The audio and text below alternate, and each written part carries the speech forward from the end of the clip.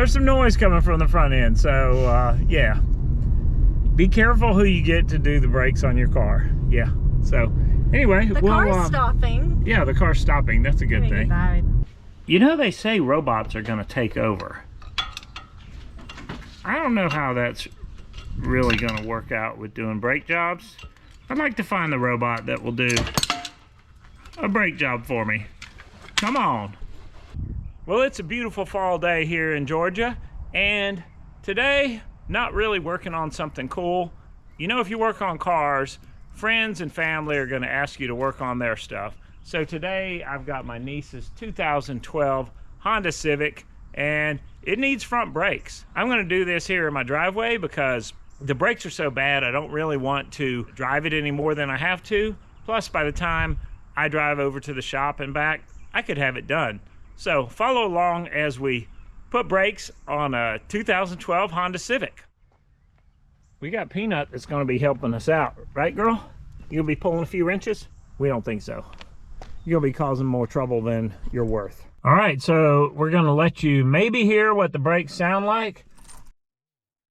Dang, I wonder if that was somebody's head. So this car she's had for a few years, and I will say she's testing the quality of its build.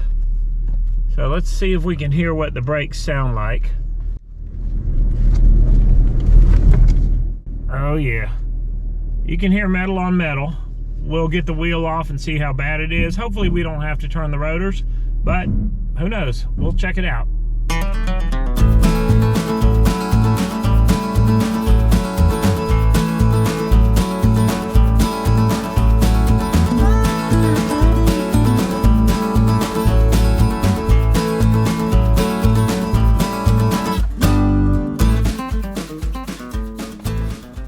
So, just a preliminary check. You can feel the backside.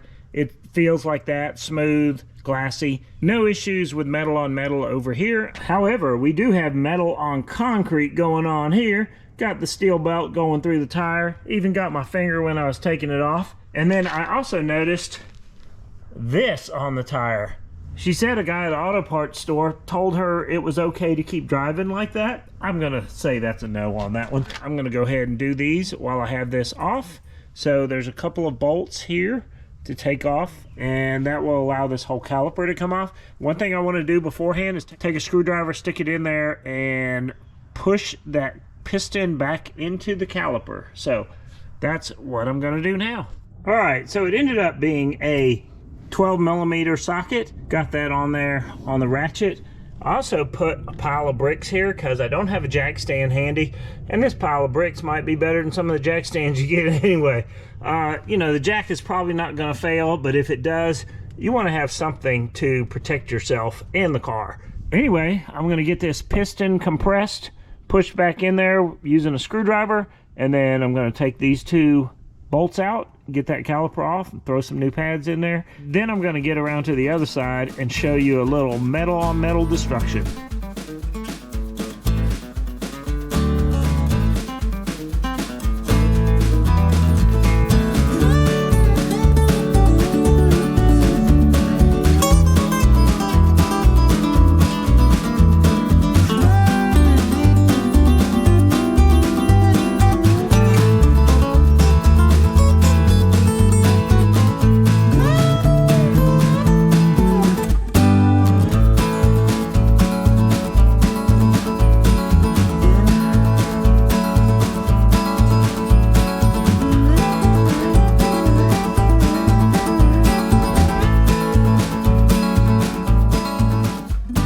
So there's one side done.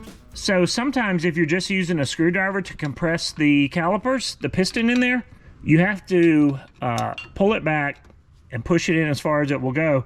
And then you have to put a new pad in on the inside, put the caliper back on, and do it again, because if this is coming out too much, it'll hit on this bracket.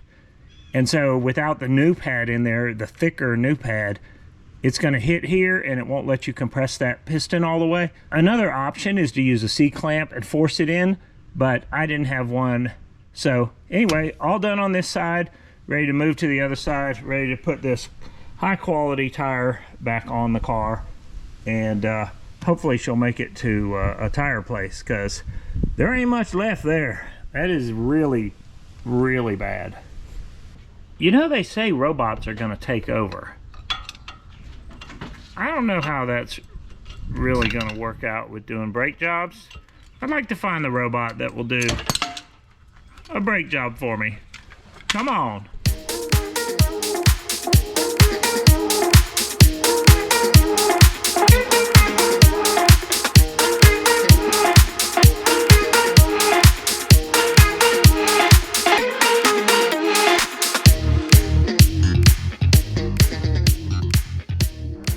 So now it's on to the other side, and I heard metal on metal. It doesn't really, I see a little bit right there, so hopefully that's all it is. For that, I am not going to turn the rotor. The tire is a little better on this side, but it is very close to being gone. I think she's towed out a little bit because she's got that inside wear, but overall not too bad. So let's get this off of there and throw some new pads on there, and she'll have brakes on the way to the tire store. One thing I wanted to mention, say you don't have bricks around, you can use whatever. Block of wood, the tire that you take off, you can put that up under the car. So when I was a kid, my dad had a car that fell off a jack, and he had a toolbox under the car for safety, and that saved him from being squashed. So yeah, it's a real thing, and it doesn't happen too often, but when it does, you don't want to be that person that's between the car and the ground. Yeah, not good. The C-clamp is better. With the screwdriver, sometimes it's just hard to get hold of anything that allows you to have some leverage to force that piston back in. And sometimes you might have to use 2 screwdrivers to make it work. There we go. I can feel it going in there a little bit. One thing I want to mention, between sides, go ahead and press the brake pedal and force that piston back out, because otherwise you might end up forcing too much fluid back into your master cylinder and it runs over. It'll take that level down a little bit in the master cylinder. Sometimes you got to turn the screwdriver 90 degrees so the blade's a little wider, and it'll catch and allow you to force it in a little bit. It's moving slowly, which it normally does move kind of slow. Okay, now I think I got enough. Yeah, there we go, forcing it in. So now it's about to bump up against the outside of the caliper frame. So I'm gonna have to put a pad in, a new pad in on the back side, so that I can force that piston in the rest of the way.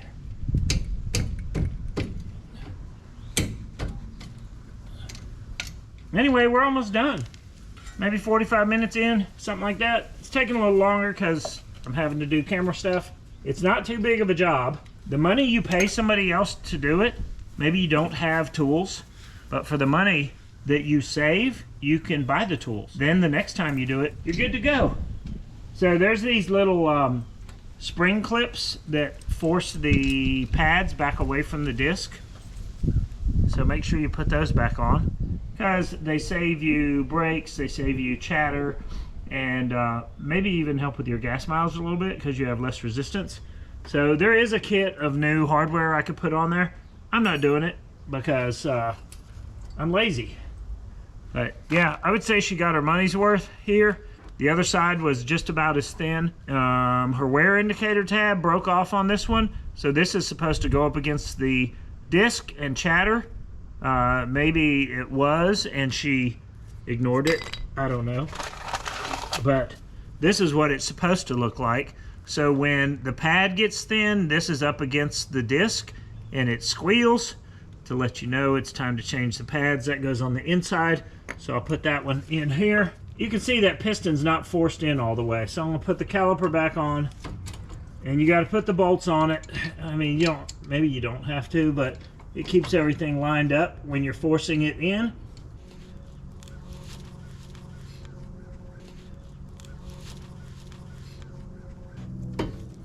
Smile for the camera, Peanut. What's up? You ready to go inside, girl? Oh, you gonna help me? Such a curious little thing. All right, there's some clearance here now. I can force this in the rest of the way. before it hits that frame, and it's going to be pretty much bottomed out and will allow me to get that pad on there. All right, so now I got the caliper off after compressing the brake piston all the way using the new pad on the inside to get it all the way in. Here's the old brake pad, and it's pretty much gone. You can't really get much thinner than that, and it's, you know, obviously gone there. So here's a nice new one. It's got this anti-chatter piece on the back, and we get that on there like that. And then we put these little clips on and get those on there. And you gotta sometimes squeeze it together while you're putting the caliper on there. So we'll squeeze those together. It's tight, but it fits on there. And put those two bolts back in. And then we wanna pump our brake pedal again before we drive the car so that we've got the brakes when we need them. I mean, old Craftsman ratchet here. I don't know where I got it. I think from my stepdad. And I know I should probably use a torque wrench, but that's good enough. But yeah, that's an old school one there. Forged in the USA back when they were. Well, all right, we got those new pads in there. We got a little bit of scoring here on this rotor. But, you know, some people would say, hey, you need to turn those rotors. Well, when the car's driving, they're going to turn. That'll be fine.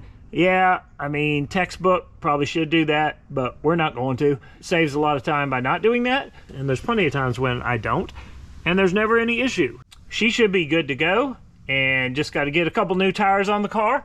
One thing you want to do after you do your brake pads is make sure your master cylinder is at a good level. So that looks fine to me. And I think we're ready for a test drive. And it is good to do a test drive just because if you don't, you might not think about that you hadn't pressed the brakes down all the way. There could be a car close by. You could end up hitting it before you realize what happened.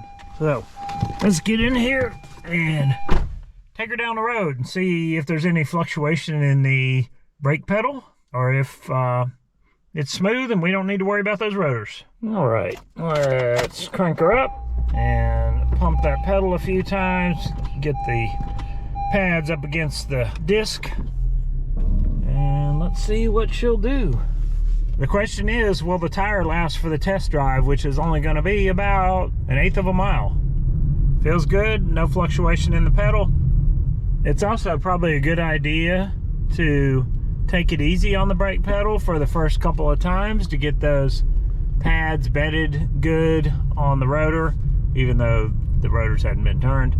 But yeah, feels good so far, so we're gonna count that as a win. All right, it's been a few days, and now I am actually riding with my niece, Haley, and she got all new tires on the car, and she says the brakes are a little sketchy. I mean, I did them, so that kind of makes sense, right, Haley? I didn't say they were sketchy. They're a little... Do they fluctuate a little bit when you press on the brakes? Listen. That's not good. Yeah, we got to figure out what that is. What does that sound? I don't know. There's some noise coming from the front end, so yeah. Be careful who you get to do the brakes on your car. Yeah, so... Anyway, the car's stopping. Yeah, the car's stopping. That's a good thing. Well, all right, it's 1 a.m. and I don't want to talk too loud because I'll wake people up. But I was working on Haley's rear wheel that was making some noise, thinking maybe it was the brakes. I'm not sure where the noise is coming from. So I pulled the wheel off, checked the brakes. No issues there, but I did notice this. That is not running true. So